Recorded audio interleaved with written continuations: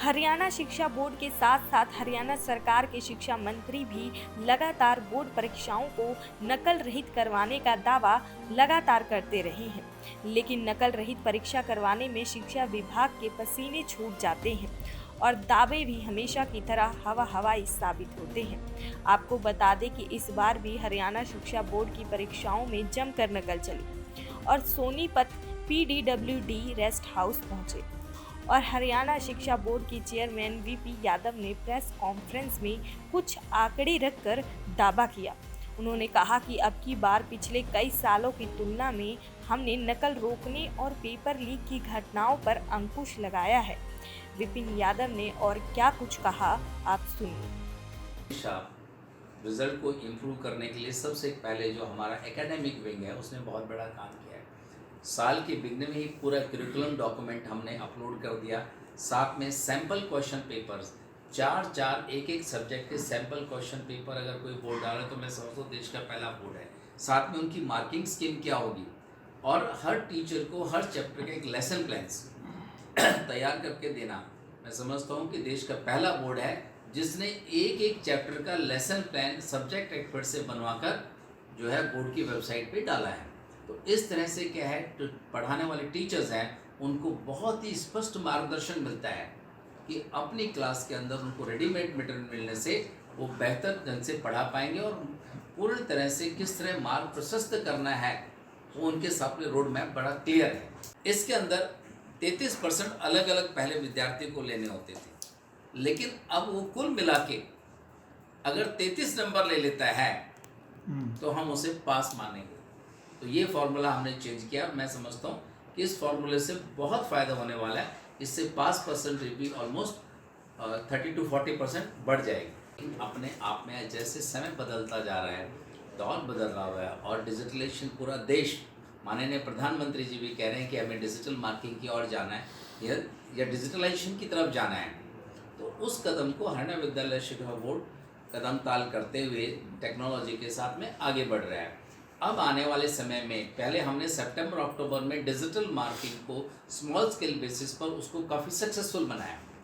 अब जब digital marking होगी, क्योंकि इस बार हम कुछ कारणों की वजह से, क्योंकि ये जब इस तरह के हाई वैल्यू प्रोजेक्ट जब होते हैं तो हाई पावर्ड परचेज कमेटी की भी जो है परमिशन लेनी होती है और उसमें कुछ समय लगता है। फिर मॉडल कोड ऑफ कंडक्ट लागू होता है, इसमें नए टेंडर्स भी आप रिलीज नहीं कर सकते, उनकी प्रोसेसिंग में भी दिक्कत आती है। तो इस बार हमने ये डिसाइड किया कि मैनुअल मार्किंग करवाएंगे और अगले बार फिर डिजिटल मार्किंग करवाएंगे।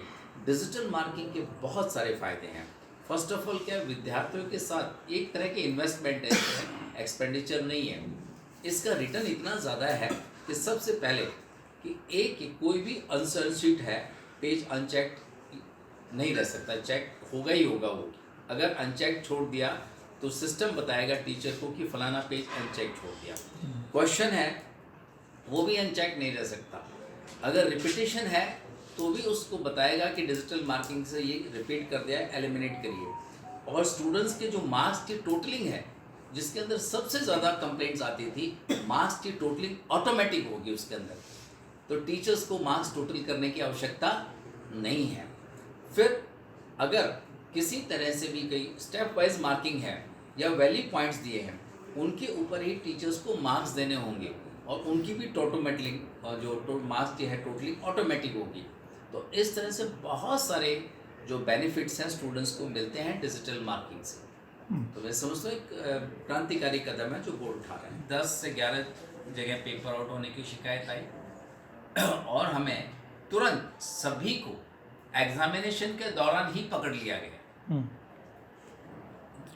सोनीपत से एक बार सेकेंडरी का और एक सीनियर सेकेंडरी के 2 पेपर लीक होने की शिकायत आई और उनको पकड़ लिया गया, उनके खिलाफ शिकायत की, पेपर रद्द हुआ है और अब आने वाले समय में 3 से लेकर 6 तारीख के बीच में हम दोबारा 4 से लेकर 6 तक हम दोबारा परीक्षाएं करवाएंगे। लेकिन इस एग्ज़ामिनेशन में, इस सेशन के एग्ज़ामिनेशन में पहला विजिट था और मुझे इस बात की खुशी हुई बताते हुए कि सोनीपत डिस्ट्रिक्ट ने बहुत इम्प्रूवमेंट दिखाया है पहले से। इस बार बहुत सारे सेंटर्स मैंने किए हैं, जैसे अपने खरगोदा में गया, government girls senior secondary visit किया, जब पहले आए थे तो उसके अंदर बहुत सारी अनियमितता आई थी, लोग दीवारों पे चढ़े थे। लेकिन इस बार हैरानी इस बात की तो जब पहुँचे तो एक बार संशय में पड़ गया कि आज पेपर है या नहीं है। ऐसा ही देखने को कुंडली के अंदर मिला। बहुत शांति से अच्छे ढंग से पेपर चल रहे हैं, पता भी नहीं लग रहा कि एग्जामिनेशंस का वो सेंटर है जहाँ पर इस वक्त एग्ज़ाम चल रहे हैं। तो इस बात को शेयर करने के लिए सोनीपत की जनता के साथ में आज ये प्रैक्टिकल बुलाई गई है। इस बार कितने देखिए, अगर आप देखेंगे तो नकल के जो केसेस हैं यूएमसी के, किसी वक्त 2022 का अगर मैं फिर तो 3800 केसेस थे 2022 में, यानी क्यूआर कोड और अल्फा न्यूमेरिक कोड लागू करने से पहले। फिर ये केसेस 1800 के आसपास आए 2023 में, और अब तक आज समझिए कि सेकेंड लास्ट डे है परीक्षा का, पूरे प्रदेश में सिर्फ 760 केस हैं नकल के, जिससे पता लगता है कि बहुत ही बड़ा अंकुश लग चुका है। और इन 760 में से सिर्फ 68 केस 68 केसेस सोनीपत में है। तो मैं परीक्षाओं के दौरान आया है, नकल पर रोक लगी है, और जिस तरह से चल रही थी उससे मैं कहूँगा वो 99% नकल रुक चुकी है। नकल के केसेस में जहाँ से पेपर आउट है वहाँ पर हमने तुरंत पेपर को रद्द किया। साथ में ही जिस इन्विजिलेटर्स था उसके खिलाफ भी हमने एफआईआर दर्ज करवाई। जिस बच्चे का पेपर फोटो खींची गई उसके खिलाफ भी करवाई, और खींचने वाले के खिलाफ भी करवाई। तो स्ट्रिक्ट एक्शन हुआ है, बाय नेम एफआईआर दर्ज हुई है। पेपर आउट करने वाला बच नहीं सकता, ये इससे साबित। सोनीपत से संजीव घनघस की रिपोर्ट।